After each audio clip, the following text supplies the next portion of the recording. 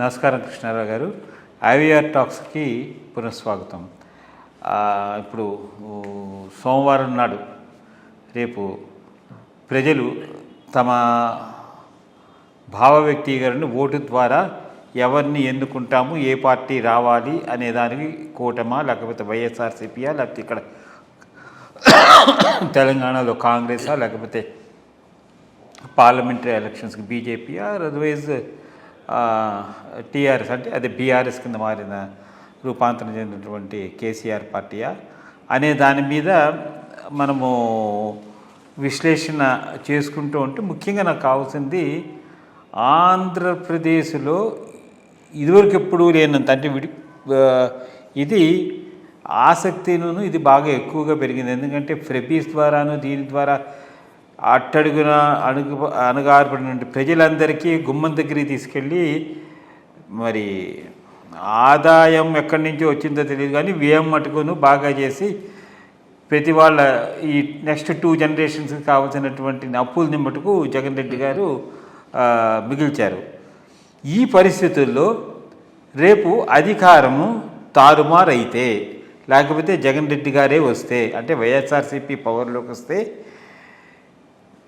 పరిపాలన ఎట్లా ఉంటుంది? అట్లాగే మరి ఏమీ లేదు కదా, ఏమీ చేయకుండా ఉండేదాని దగ్గర నుంచి ఇప్పుడు ఎన్డీఏ పార్టీ వస్తే ఒకటేంటంటే క్లియర్ కట్గా ఉన్నది, ఈ ఎన్డీఏ మేనిఫెస్టోలో బీజేపీ పార్టీ తన పాలసీని ఏం ప్రకటించలేదు, మద్దతు ఇస్తున్నట్టు కూడా చెప్పలేదు. ఏదో మోడీ గారు వచ్చిన తర్వాత సరే ఆ పోలవరం ప్రాజెక్ట్ కంప్లీట్ చేస్తాము ఇదంతా అన్నారు కానీ మరి రాష్ట్ర రాజధాని గురించి చెప్పలేదు. తర్వాత మిగిలిన వాటి గురించి కూడా ఆయన ఏమి పైపైన జస్ట్ అంటే జగన్మోహన్ రెడ్డి యొక్క పరిపాలన వ్యవహార శైలి గురించి దాని గురించి చెప్పారన్నమాట. సో అందువలన ఈ 2 పార్టీల్లో ఎవరు గెలిస్తే పరిపాలన ఎట్లా ఉంటుంది భవిష్యత్తులో అనే దాని మీద మీరు ఏమైనా ప్రిడిక్ట్ చేసి చెప్పగలరా? పరిపాలన ఎట్లా ఉంటుంది, రాజకీయాలు ఎట్లా ఉంటుందని 2 కలిపి మాట్లాడతాం. మొట్టమొదట రాజకీయాలు ఎట్లా ఉంటాయో ఆలోచిద్దాం. పారాడాక్సికల్ కావచ్చు కానీ జగన్మోహన్ రెడ్డి గారు గెలిస్తే బీజేపీకి అడ్వాంటేజీ, అలయన్స్ గెలిస్తే బీజేపీకి డిసడ్వాంటేజ్. ఎట్లా అనేది ఎక్స్ప్లెయిన్ చేస్తాను. అంతకుముందు కూడా మనం మాట్లాడుకున్నట్టు అలయన్సే కనుక గెలిస్తే టీడీపీ బాగా స్ట్రెంగ్తన్ అవుతుంది. స్ట్రాంగ్ రీజనల్ పార్టీ, మంచి బేస్ ఉన్న పార్టీ, గట్టిగా నిలబడగల పార్టీ. ఆ పార్టీ అధికారంలోకి వచ్చింది అంటే ఆంధ్రప్రదేశ్ రాష్ట్రంలో బీజేపీ ప్రస్థానం ఇంకొక దశాబ్దం వెనక్కుపోయినట్టే. రెండోది మోస్ట్ ఇంపార్టెంట్ థింగు, లాంగ్ రన్లో BJP vote bank, TDP vote bank ఒకటే. TDP vote bank, BJP vote bank ఒకటైనప్పుడు TDP బలపడే కొద్దీ ఆంధ్రప్రదేశ్ రాష్ట్రంలో బీజేపీ వీకన్ అవుతుంది. సో అలయన్సే గనక గెలిచింది అంటే టీడీపీ బాగా బలపడుతుంది, బీజేపీ వీకన్ అవుతుంది. జనసేన వరకు వస్తే జనసేన స్లోగా విదరైపోవచ్చు. ఎందుకు? వాళ్లకు స్టేట్ వైడ్ ప్రెసెన్స్ లేదు. ఫస్ట్ థింగ్ అది. ఇప్పుడు టీడీపీకి రాయలసీమలో కూడా చాలా స్ట్రాంగ్ ప్రెసెన్స్ ఉంది. జనసేన అటువంటి ప్రెసెన్స్ ఇంకా అక్కడ క్రియేట్ చేసుకోలేదు. మోర్ ఆర్ లెస్ 2-3 జిల్లాలకు పరిమితమైనటువంటి ఇన్ఫ్లుయెన్స్తోనే నడుస్తున్నది. ఈస్ట్ గోదావరిలో మెయిన్ ఇన్ఫ్లుయెన్స్, కొంత పక్క ప్రాంతాలు.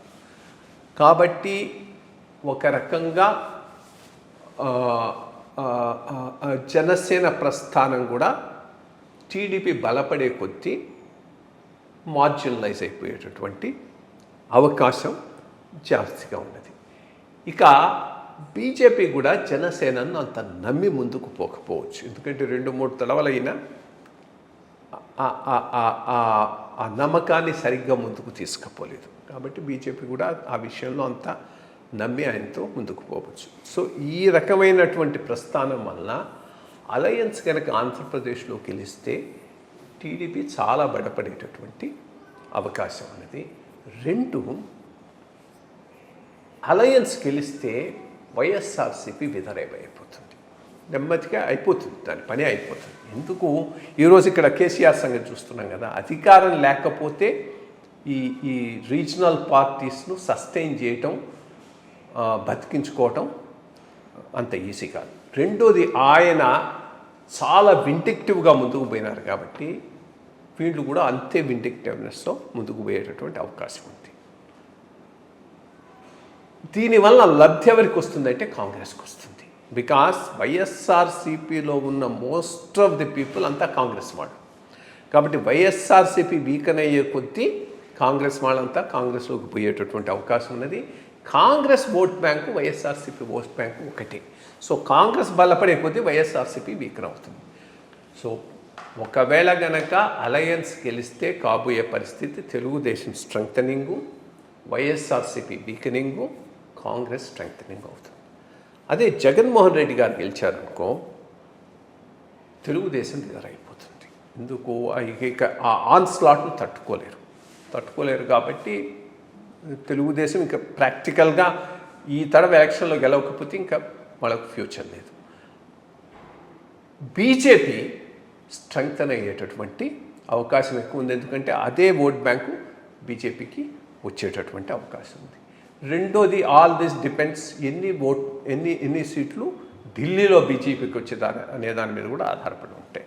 ఢిల్లీలో బీజేపీకి కనుక 330-40కి మించి ఆన్ ది ఓన్ కనుక వస్తే అసలు మిగిలినవన్నీ ఇర్రెలవెంట్ అయిపోతుంది. బీజేపీ కూడా ఆంధ్రాలో స్ట్రెంగ్తన్ అయిపోతుంది. But all said and done అన్ని రాష్ట్రాల్లో కన్నా బీజేపీ ప్రస్థానం చివరిలో జరగబోయే రాష్ట్రం నా దృష్టిలో ఆంధ్రప్రదేశ్. ఎందుకంటే 2 రీజనల్ పార్టీస్ స్ట్రాంగ్గా ఉన్నాయి, వీళ్ళ ప్రెసెన్స్ లేదు ఇంత మటుకు. అన్నిటిని మించి సరైన నాయకుడు లేడు. పార్టీని నడపటానికి డెడికేటెడ్ అయితే 3 పాయింట్స్ ఎప్పుడూ చెప్తూ ఉంటా. కమిట్మెంటు, ఇంక్లూసివ్నెస్, అందరినీ కలుపుకొని పోయేటటువంటి వాడు, వైడర్ నాలెడ్జ్ ఉన్నవాడు, కాస్త రిసెప్టివ్గా ఉన్నవాడు, ఆ స్థాయిలో ఉన్నటువంటి నాయకుడు లేకపోవడం ఒక ప్రాబ్లం. కాబట్టి బీజేపీ ప్రస్థానం ఆంధ్రప్రదేశ్లో, ఇన్ఫ్యాక్ట్ తమిళనాడు, కేరళలో కూడా అయిన తర్వాతనే ఆంధ్రాలో వస్తుంది. దానికి చాలా కృషి చేయాల్సి ఉంటుంది, చాలా కృషి చేయాలి. ఎందుకంటే 2-3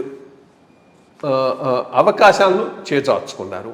మొదటి నుంచి కూడా కారణాలు ఏవైనా కానీ బీజేపీ బలపడకుండా బీజేపీలోని ఫోర్సెసే పనిచేయటం జరిగింది. సో ఇవన్నీ all these have led to ఏమనాలి, అదే సుప్త చేతనావస్థ అన్నాను కదా, హైబర్నేషన్ స్టేటస్లోనే ఆంధ్ర బీజేపీ ఆల్మోస్ట్ ఆల్ గత 20-30 సంవత్సరాల నుంచి నడుస్తూ ఉన్నది. పట్టించుకున్న వాళ్ళు పెట్టుకున్న ఏదో ఉండి